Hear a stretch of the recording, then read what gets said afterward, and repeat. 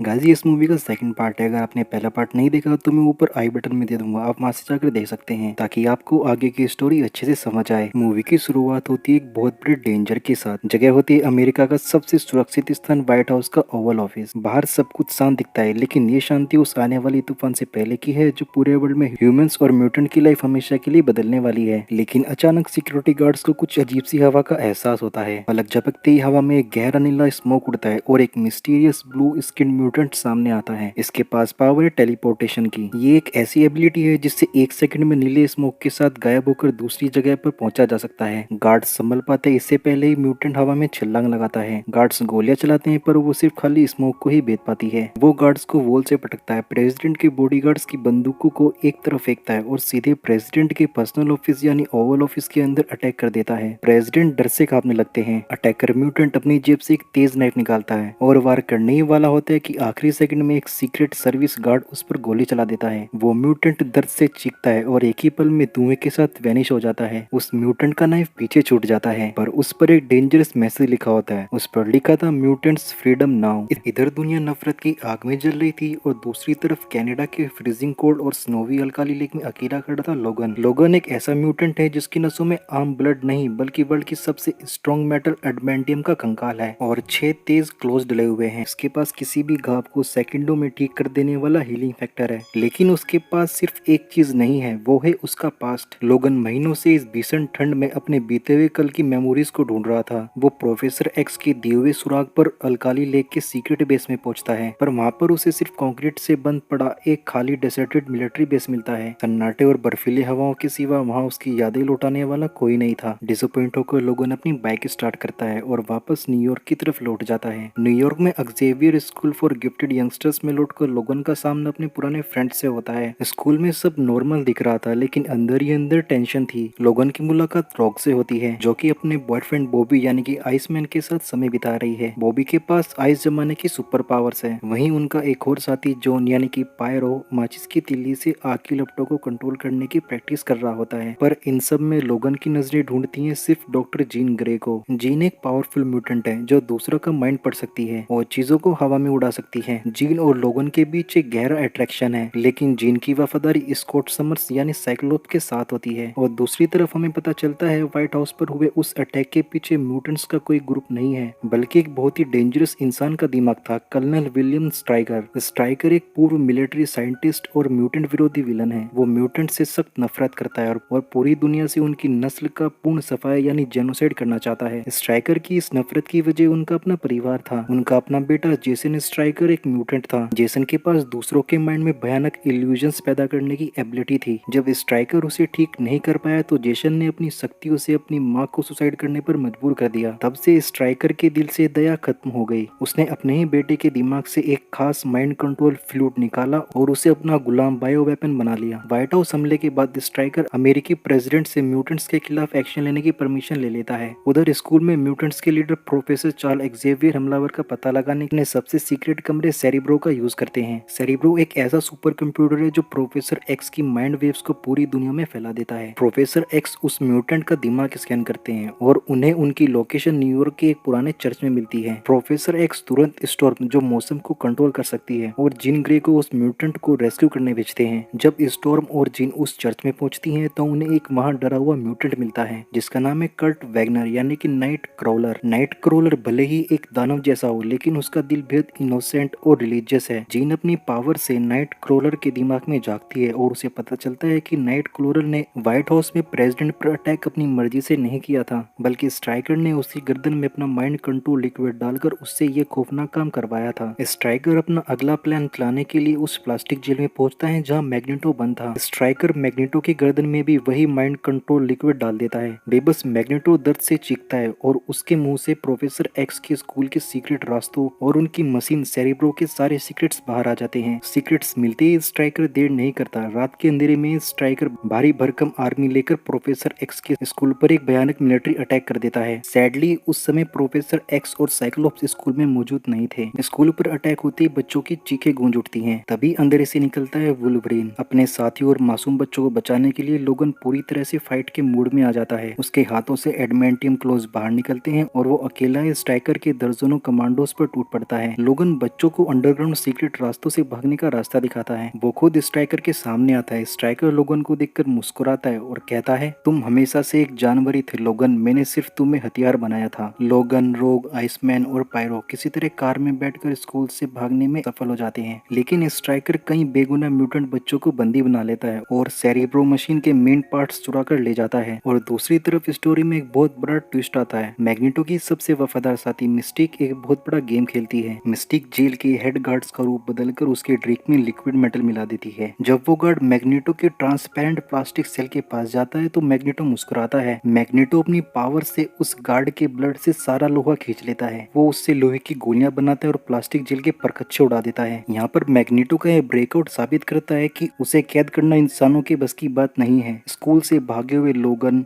Rogue, Iceman और pyro Boston में बॉबी के परिवार के घर में शरण लेते हैं, लेकिन इंसानों का डर म्यूटेंट्स के प्रति कितना गहरा था उसका फील तब होता है जब बॉबी का अपना भाई डरकर पुलिस को कॉल कर देता है। घर के बाहर पुलिस की गाड़ियां पहुंच जाती हैं। एक ऑफिसर घबराहट में लोगन के माथे पर गोली मार देता है। लोगन जमीन पर गिरता है, लेकिन उसका हीलिंग फैक्टर सेकंडों में गोली को बाहर फेंक देता है। ये देखकर पायरो का कंट्रोल छूट जाता है। पायरो अपनी आग की पावर से पुलिस की गाड़ियों को आग के गोले में बदलने लगता है। सिचुएशन पूरी तरह बेकाबू हो जाती है। तभी आसमान से एक्स जेट उतरता है। जीन ग्रे, स्टॉर्म और नाइट क्रोलर सबको जेट में बिठाकर उड़ जाते हैं, लेकिन मुसीबत अभी टली नहीं थी। एयरफोर्स के 2 फाइटर जेट्स एक्स जेट का पीछा करते हैं और उन पर मिसाइलें फायर कर देते हैं। स्टॉर्म अपनी पावर से आसमान में भयानक बाउंडर पैदा करके एक मिसाइल को तो वैसे ही नष्ट कर देती है, लेकिन दूसरी मिसाइल एक्स जेट से टकरा जाती है। प्लेन का इंजन फेल हो जाता है और नीचे की तरफ क्रैश होने लगते हैं। मौत बिल्कुल सामने थी, लेकिन तभी जेट हवा में अचानक रुक जाता है। जेट को क्रैश होने से बचाया था मैग्नेटो ने। उसने अपनी पावर से प्लेन को हवा में रोक लिया था। अब हालात ऐसे बन चुके थे जहां म्यूटेंट्स के 2 दुश्मन ग्रुप, प्रोफेसर एक्स के शांति प्रिय एक्समैन और मैग्नेटो की विलेन टीम ब्रदरहुड, एक साथ हाथ मिलाने के लिए मजबूर थे। एक कैंपफायर के पास बैठकर मैग्नेटो एक्समैन को स्ट्राइकर के सबसे डेंजरस मास्टर प्लान का खुलासा करता है। मैग्नेटो बताता है स्ट्राइकर ने कनाडा के अल्काली लेक डैम के नीचे एक दूसरा सीक्रेट डार्क सेरेब्रो तैयार कर लिया है। वो अपने बेटे जेसन के माइंड कंट्रोल का यूज करके प्रोफेसर एक्स को अपने वश में करेगा और फिर प्रोफेसर एक्स के माइंड पावर से उस डार्क सेरेब्रो के जरिए पूरी दुनिया के हर एक म्यूटेंट के दिमाग को तबाह करके उन्हें मार दिया जाएगा। लोगन के दिल में झिझक पैदा होती है। अल्काली लेक वही जगह जहां स्ट्राइकर ये तबाही मचा रहा था, वही जगह लोगन का पास्ट भी छुपाए बैठी थी। दोनों टीमें एक होकर म्यूटेंट्स को सेव करने के लिए उस अंतिम महायुद्ध की ओर कदम बढ़ा देती है। रात का घना अंधेरा था जब एक्सजेट अल्काली लेक के उस विशाल बांध की छत पर लैंड करता है। मिस्टिक बड़ी ही चालाकी से स्ट्राइकर के मेन ऑफिसर का रूप बदलकर बेस के कंट्रोल रूम में घुसती है और अंदर से मेन दरवाजे खोल देती है। एक्समैन और मैग्नेटो की टीम बेस के अंदर घुस जाती है। लोगन जैसे ही उस लैब में कदम रखता है, उसकी आंखों के सामने अपनी खोई हुई मेमोरीज के धुंधले टुकड़े तैरने लगते हैं। ये वही पानी का टैंक था जहाँ सालों पहले उसकी हड्डियों में पिघला हुआ एडमेंटियम मेटल भरा गया था। तभी लोगन के रास्ते में आग खड़ी होती है स्ट्राइकर की सबसे खतरनाक बॉडीगार्ड यूरिको, यानी कि लेडी डेथ स्ट्राइक। यूरिको के पास भी वुल्वरीन जैसी ही हीलिंग पावर्स थी और उसकी 10 उंगलियों से लंबे नुकीले एडमेंटियम के नाखून बाहर निकलते थे। दोनों म्यूटेंट्स के बीच हिस्ट्री की सबसे भयंकर और खूनी फाइट शुरू होती है। लोगन यूरिको को वॉल में घोंपता है, पर उसकी इंजरी तुरंत ही हील हो जाती है। लोगन समझ जाता है कि किसी हथियार से यूरिको को हराना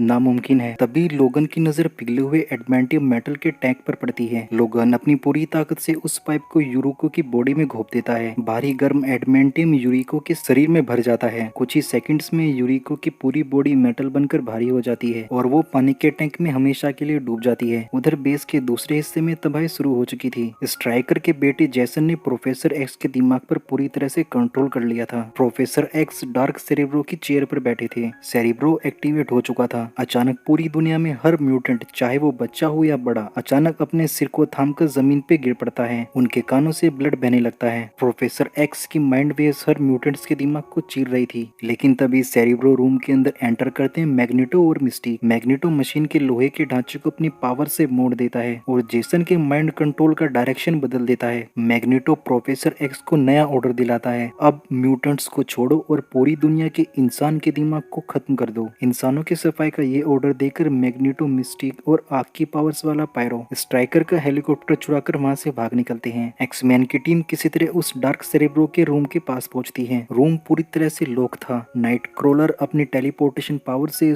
स्टॉर्म को रूम के अंदर ले जाता है। स्टॉर्म रूम के अंदर का तापमान बहुत कम करके एक आइस बाउंडर पैदा कर देती है। इस टेम्परेचर शॉक से जेसन का मेंटल कंट्रोल टूट जाता है। तभी प्रोफेसर एक्स होश में आते हैं और पूरी दुनिया के इंसानों की मौत का सिलसिला रुक जाता है। लेकिन तबाही अभी रुकी नहीं थी। लड़ाई और धमाकों की वजह से अल्काली लेक का विशाल बांध अंदर से पूरी तरह से टूटने लगता है। लाखों टन पानी की विकराल लहर बेस को डुबाने के लिए तैयार थी। लोगन भागते हुए बाहर रनवे पर पहुंचता है, जहां स्ट्राइकर जंजीरों में बंधा पड़ा था। स्ट्राइकर लोगन से गिड़गिड़ाता है, लोगन मुझे छोड़ दो, मैं तुम्हारी मेमोरीज वापस दे दूंगा, मैं तुम्हें बताऊंगा कि तुम कौन हो। लोगन अपनी पुरानी डॉग डेक्स निकालता है और उन्हें बर्फ में फेंक देता है। लोगन कहता है, मेरी पहचान अब मेरा पास्ट नहीं है, मेरे फ्रेंड्स हैं। और वो स्ट्राइकर को वहीं पानी में डूबकर मरने के लिए छोड़ देता है। पूरी टीम एक्स जेट में सवार हो जाती है, लेकिन तभी बांध का एक बहुत बड़ा हिस्सा टूट जाता है। पानी की एक विशाल सुनामी जेट की तरफ झपटती है। जेट की पावर सप्लाई फेल हो जाती है और जेट हवा में उड़ने में नाकाम रहता है। तभी जीन ग्रे अपनी टीम को सेव करने के लिए एक ऐसा सेक्रीफाइस देने का फैसला करती है जो म्यूटेंट्स की हिस्ट्री में अमर हो गया। जीन चुपके से जेट का दरवाजा खोलकर बाहर निकल जाती है। पानी के उस लहर के सामने जीन अकेली खड़ी हो जाती है और उसकी आंखों में आग की लपटें चमकने लगती हैं। ये संकेत होता है कि उसके अंदर की पॉनिक्स फोर्स पूरी तरह से जाग चुकी है। जीन अपनी माइंड पावर से एक तरफ के पानी का सैलाब हवा में ही रोक देती है और दूसरी तरफ जेट के इंजन को स्टार्ट करके प्लेन को सुरक्षित आसमान में उड़ा देती है। जेट के अंदर साइक्लोप्स और लोगन बेबस होकर विंडो से चीखते रह जाते हैं। जीन टेलीपैथिकली पावर्स के जरिए साइक्लोप्स के दिमाग में अपना आखिरी मैसेज भेज देती है, गुड बाय स्कॉट। और फिर वो पानी के उस भयंकर सैलाब के नीचे हमेशा के लिए समा जाती है। जीन ने अपनों के लिए अपना बलिदान देना जरूरी समझा। मूवी के अंत में एक्समैन की टीम सीधे व्हाइट हाउस में अमेरिकी प्रेसिडेंट के पास पहुंचती है। वो प्रेसिडेंट को स्ट्राइकर के बुरे प्लान्स के सीक्रेट्स पहले सौंपते हैं। यहाँ पर प्रोफेसर एक्स प्रेसिडेंट को समझाते हैं कि आपस में लड़ने के बजाय इंसानों और म्यूटेंट्स को मिलकर शांति से रहना होगा। स्कूल में जीन ग्रे की याद में एक इमोशनल शोक सभा रखी जाती है और फिल्म के उस अंतिम शॉट में अल्काली लेक के उस गहरे पानी के नीचे आग की लपटों से घिरा हुआ एक विशाल फोनिक्स स्पिरिट का शेप चमकता हुआ दिखाई देता है, जो ये संकेत देता है कि जीन ग्रे का अंत नहीं हुआ है। वो अपनी सबसे डेंजरस फॉर्म यानी फोनिक्स फॉर्म में दोबारा जन्म ले चुकी है। तो दोस्तों, ये थी एक्समैन 2 की पूरी कहानी। एक ऐसी जंग जहां दुश्मनों को भी एक होना पड़ा। जीन ग्रे का ये फोनिक्स रूप आगे क्या तबाही मचाएगा, हम अगले पार्ट में देखेंगे। गाइस, अगर आपको एक्सप्लेनेशन पसंद आया तो वीडियो को एक लाइक कर दीजिएगा। मिलते हैं आपसे नेक्स्ट वीडियो में। चैनल को सब्सक्राइब कर लीजिएगा।